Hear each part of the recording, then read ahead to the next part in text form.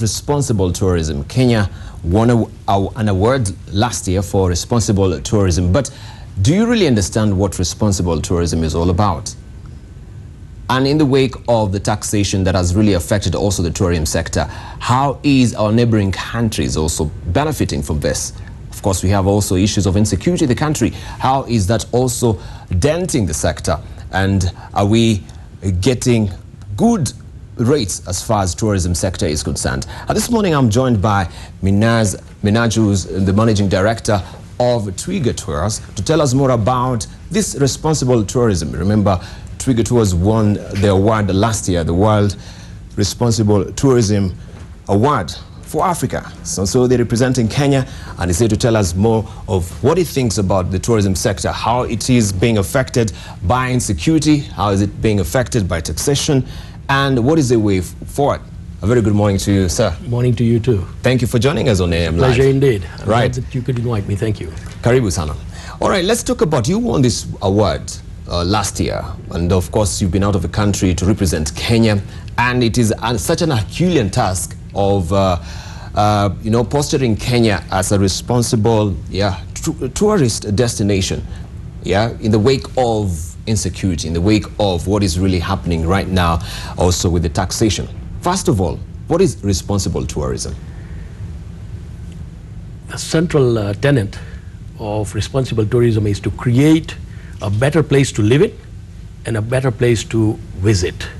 Now, if you take that a little more, to make it a little more clear to our viewers, it means that one must be working towards minimizing the negative effects of economic, environment and social impact, but at the same time it should enhance the benefits to the destination and its local people. It should also encourage cultural sensitivity, which means that there should be adequate interaction between the visitors and the local people, so that there is mutual respect for each other, that they get to know each other's beliefs, their cultures, their traditions, and as a result it creates greater understanding. And then if you take it on a more individual level, it should also provide or create a good working environment. It should enhance the social and living conditions of the people around that person or that company, and as a result it makes it a better world to live in. That's what responsible tourism is all about. And of course your company, Twiga Tours, won this award. What was the overarching, element about your company that, shoved ahead and actually took this particular award at the World Tourism Awards? I'm glad you asked that, because we were up against very many big names that sometimes pull out their checkbooks, give big donations and have their names and photographs splashed over the media. But what we were doing is that we were silently going out locally to assist our people in areas where other help was difficult to get. So, for example, my family and I established a foundation, a family foundation, where our intentions were, and still are, that we must provide and empower our young children with education, so that they are able to read and write. They can then acquire additional knowledge, and as a result they can help to change not only their own lives but of those around them.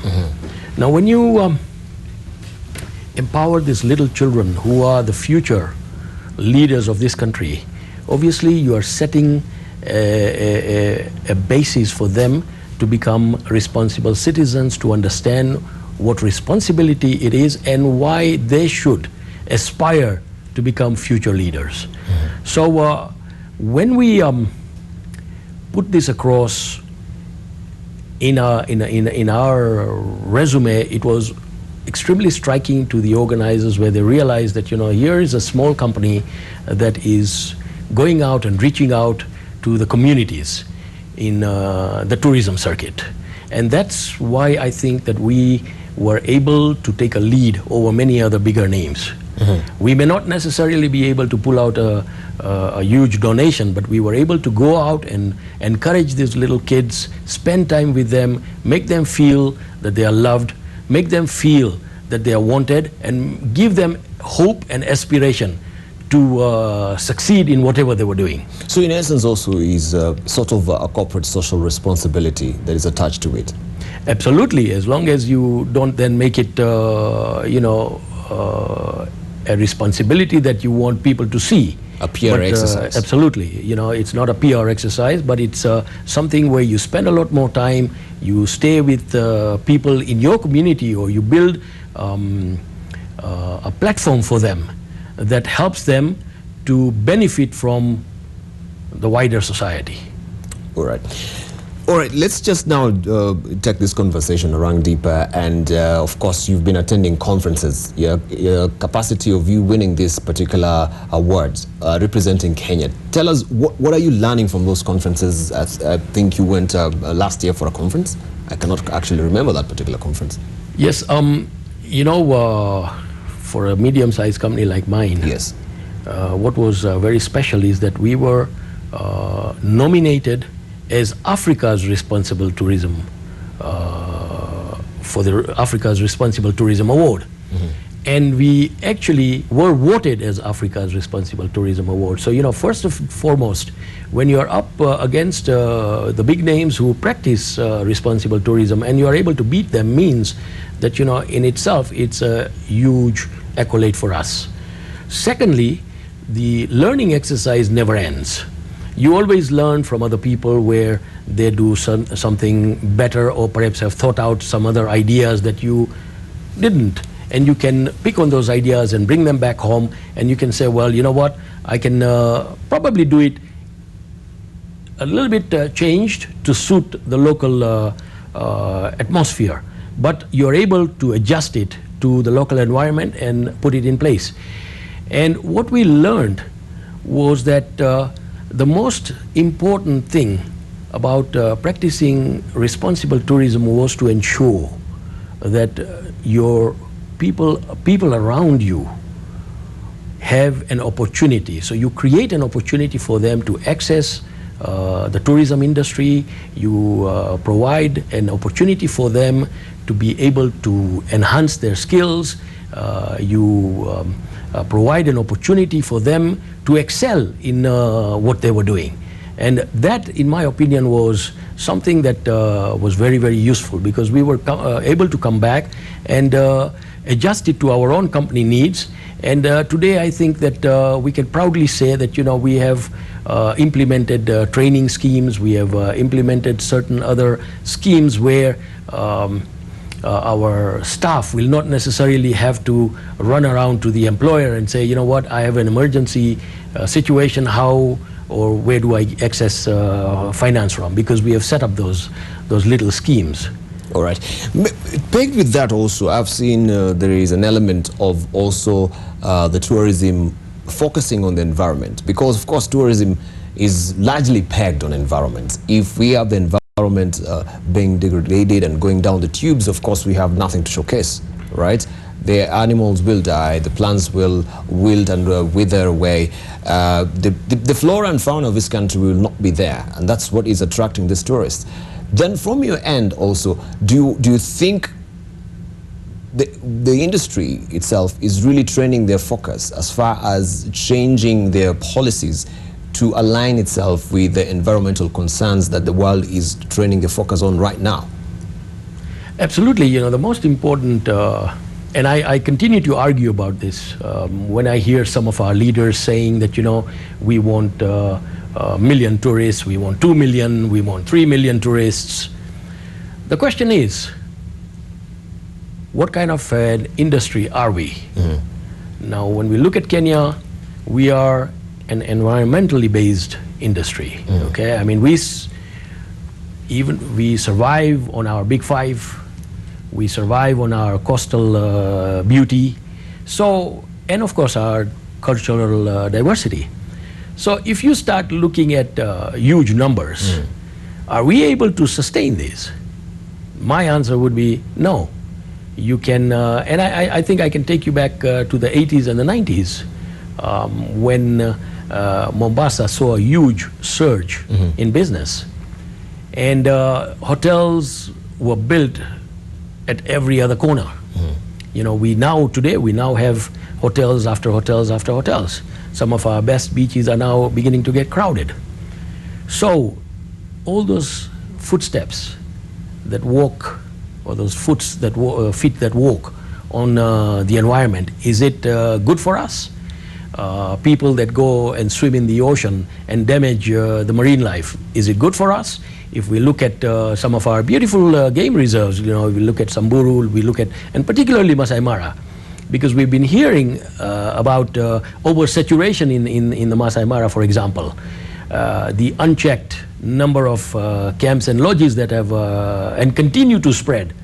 The settlements that are unplanned and that continuously encroach on our game reserves. Now, the issue is very simple. We need to make a choice.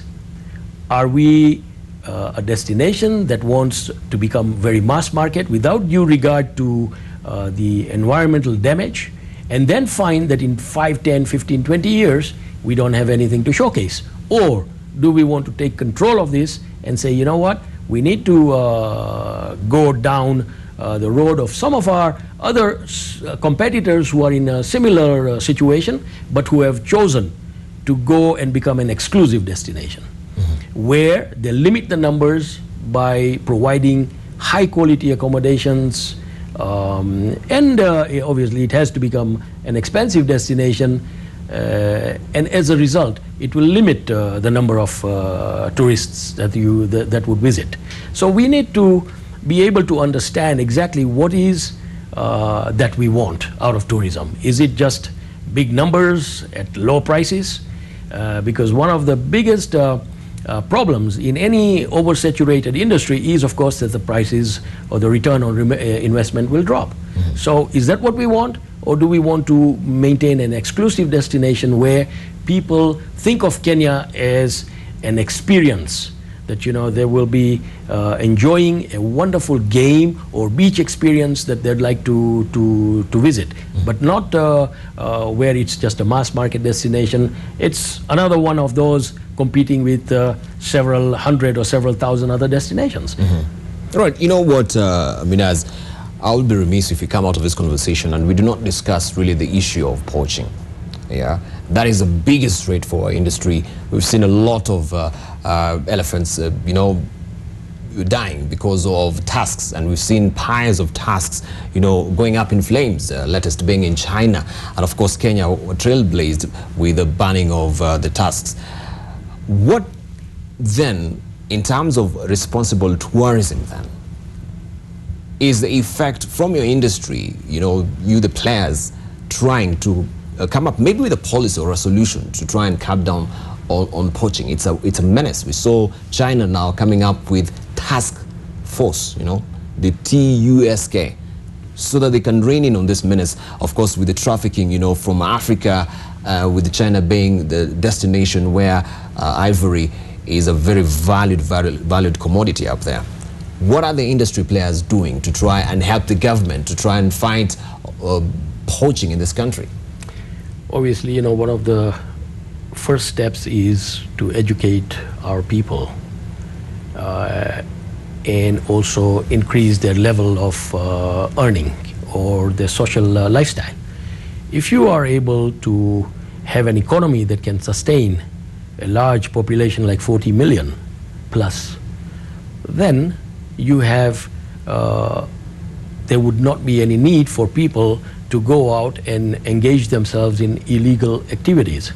So in my opinion, the first and foremost thing that we all, not just the government, but we all need to do is to try and ensure that our economy is strong.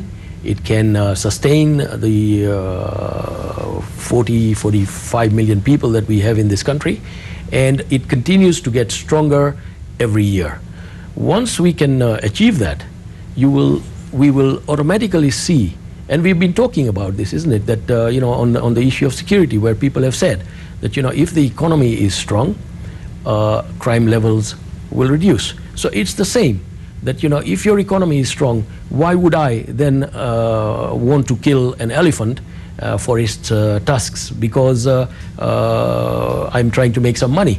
That wouldn't be the case. So we need to ensure, and especially the tourism industry, and I think the tourism players have been doing quite well in trying to ensure that there is a wider benefit. So if you look at the industry, the core players, for example, the hoteliers, the tour operators, you will see that they then collaborate with other players in the industry who complement, for example, the curio vendors, the restaurants, the gift shops, etc., etc. So, it becomes a whole big family of people who can increase their level of living, and as a result disengaged, if they were, in any form of illegal activity, especially poaching.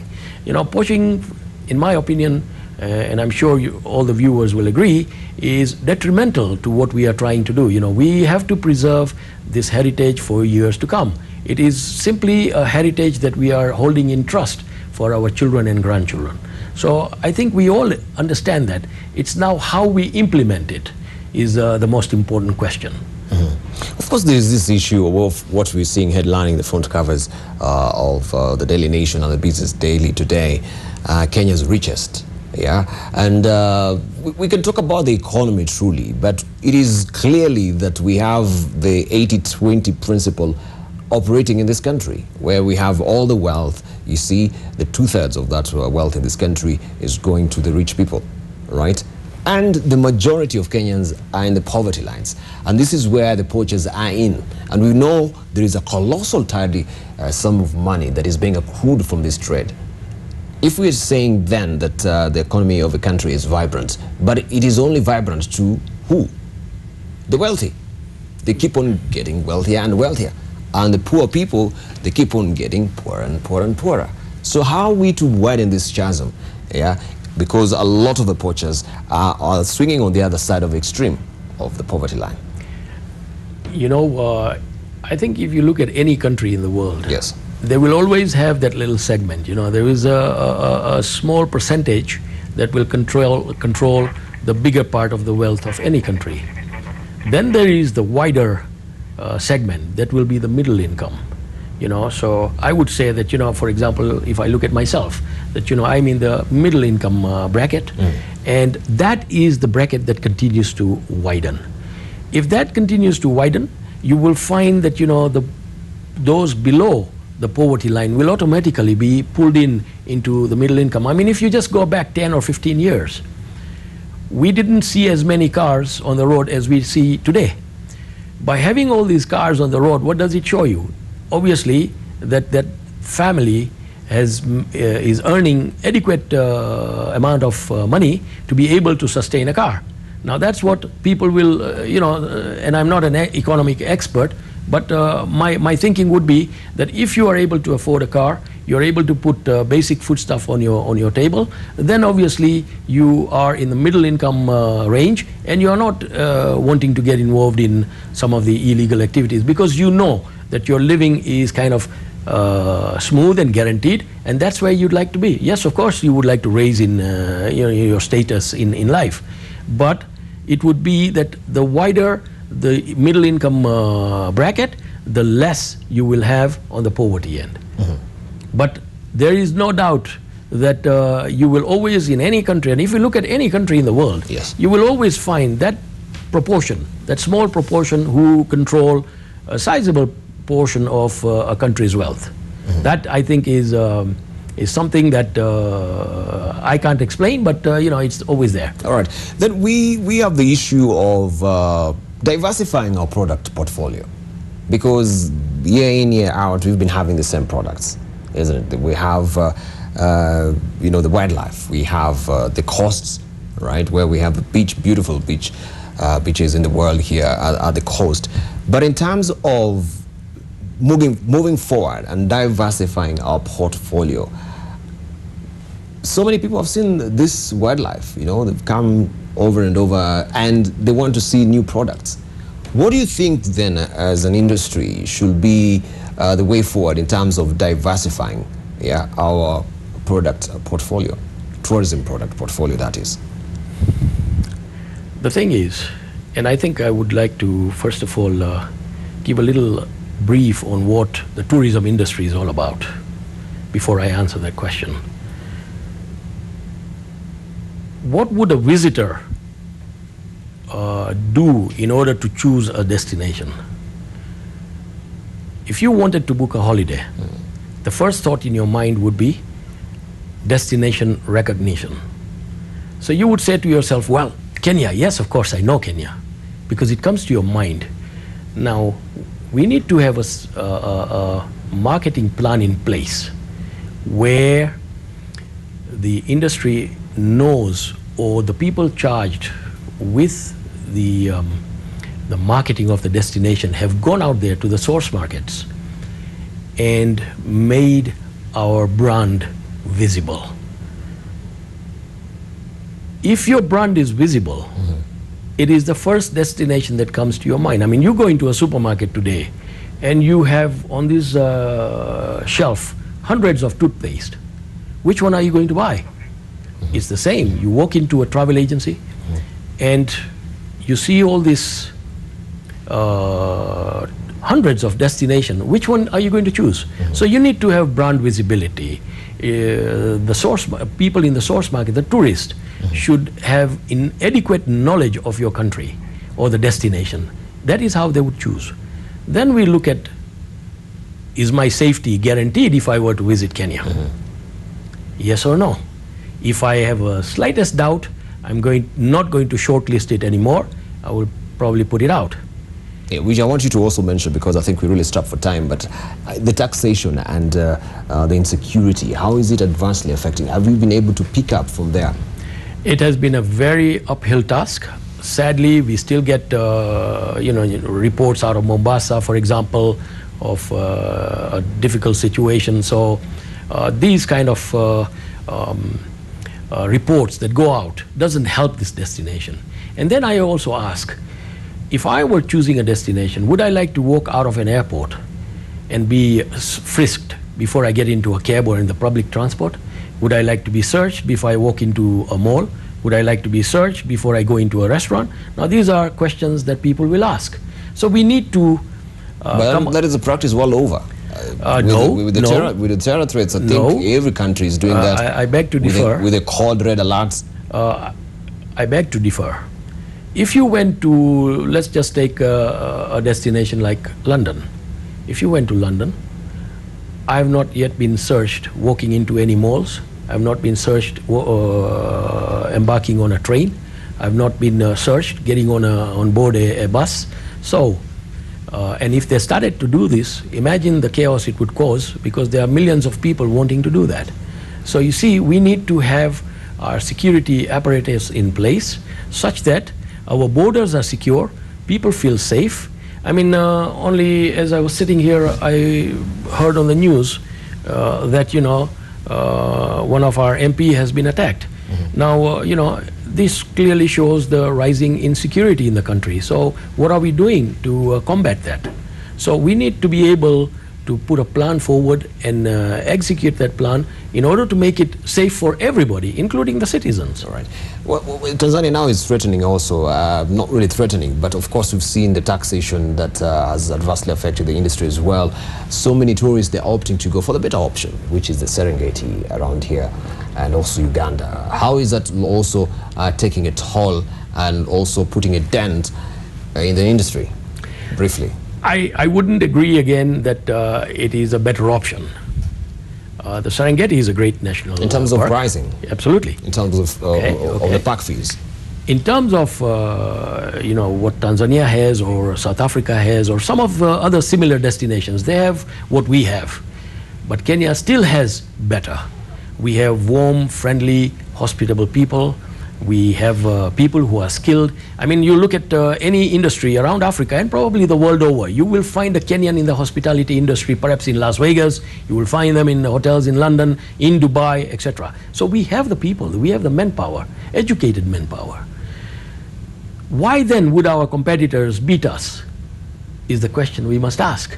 Now, the government, by all good intentions, of course, because they need to raise money for the infrastructure, that is something else that we all are complaining about. We have to have good infrastructure, good roads, good quality hotels, good quality accommodations, etc., etc. So everybody needs money. Now, the government needs money to put together the infrastructure. But whilst our neighbors quickly revoked the VAT Act, Kenya went on to implement it. So what has happened? Already our park fees were expensive. If you look at the peak parks, for example, Amboseli, Lake Nakuru, it's at $80 for 24 hours, plus VAT, which now makes it 90. If you look at Serengeti, on the other hand, and Gorongoro, it's $50, and there's no VAT. So you already have a difference of $40 per 24 hours per person. When you add this, of course, it starts to bite into the budgets of a visitor. And that's why we are becoming uncompetitive. We are providing similar product, but at a higher rate. That is driving away tourists to our neighbors. It is driving away tourists from visiting us. And that we can say is irresponsible tourism. Absolutely. Minaz, MD Tours, I really appreciate. Of course, we have so many issues that we can really talk about. We cannot largely exhaust. We have the Wildlife Act that came into place. Also, we have the conference tourism, which is really a rising tourism product as well that we've not really managed as well to talk. But I think that is for another day. I really do appreciate your warm thoughts and also your insight this morning. Thank you very much. Thank you very much. Thank you, Asante sana. Right, we've been speaking to Minaz Manji, who is the MD of Twiga Tours. They've won the Twiga, they've won the African, it's eluding me again. Africa's Responsible Africa Responsible Tourism Award, and of course they were representing Africa here from Kenya, and we really appreciate what they're doing as far as responsible tourism is concerned. Thank you for your valued company. Much more coming up. Don't go away.